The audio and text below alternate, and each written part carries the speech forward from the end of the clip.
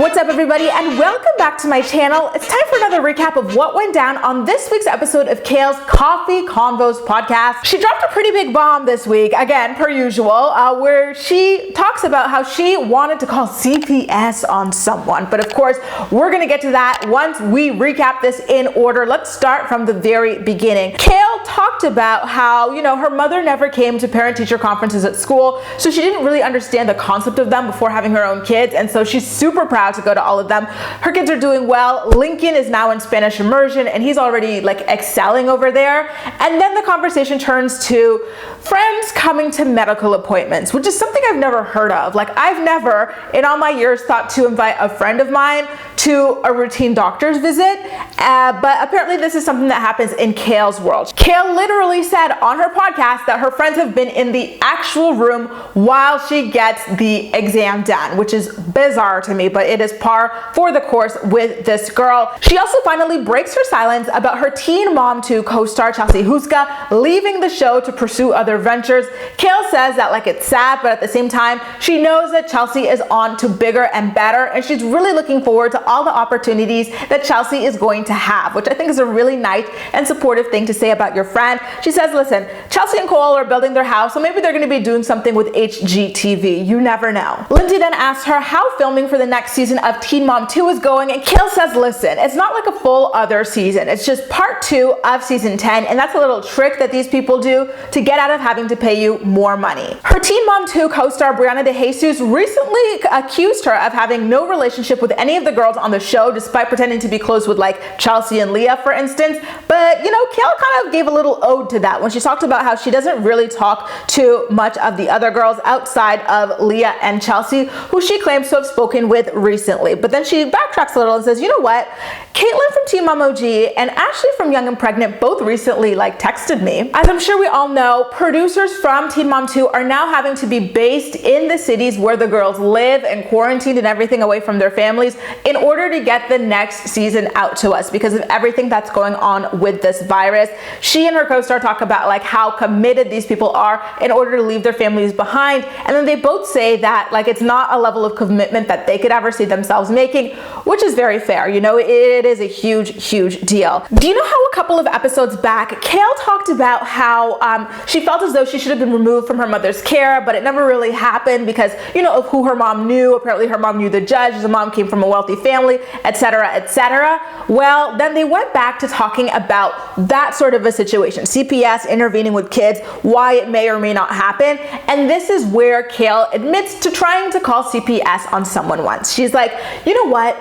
I wanted to call CPS on someone once, but I talked to my lawyer about it first, and my lawyer told me, listen, CPS can't save everybody, they go for the extreme cases. So this is where I'm wondering who that might have been that Kail wanted to call CPS on, and why she would have consulted her lawyer about it versus actually just going ahead and calling CPS and seeing what happens from there. Because to consult your lawyer, you got to pay money, right? These people are on retainer, you talk to them, you're paying money. And then the conversation shifts into how Kail is doing so well in her life despite her upbringing. Yes, Kail in some respects is doing well in her life, but in other respects, I think she's a little bit delusional in regards to just how well she's doing and what role MTV plays in that. And I'll explain to you why. She goes, oh, I've been doing okay considering everything that I went through. I haven't even told you guys the half of what it is that I went through. I feel like, I could have wound up like my mother or on the streets.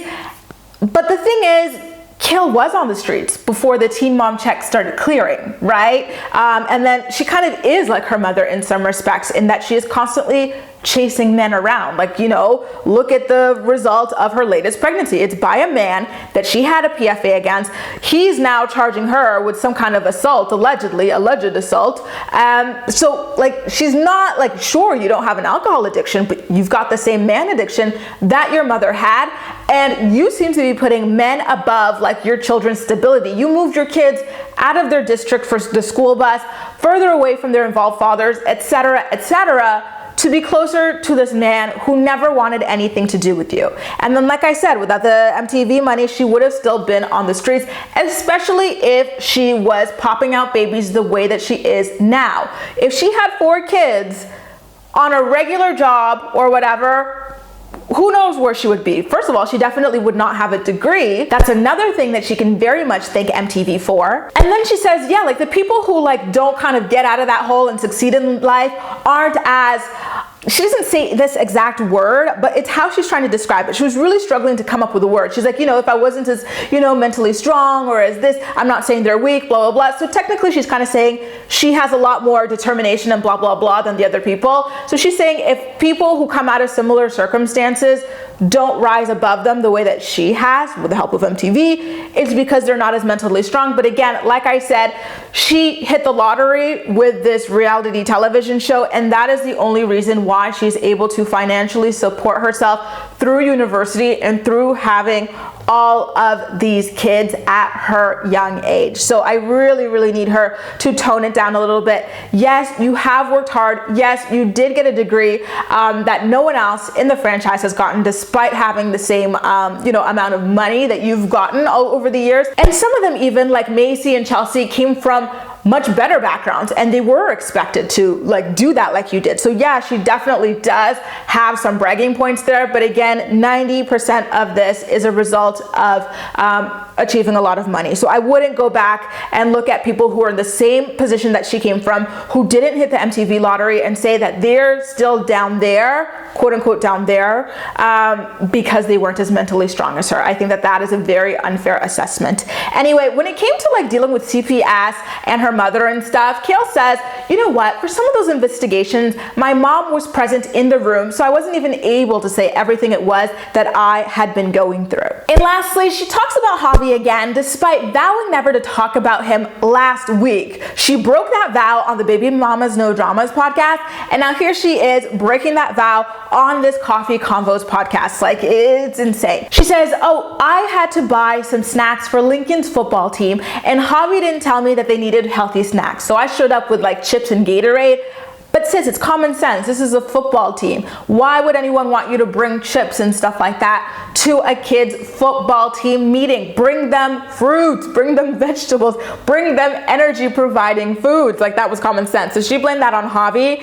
And then she also acknowledges that she wasn't supposed to talk about him, then says, okay, fine. You know what? I'm revowing never to talk about Javi.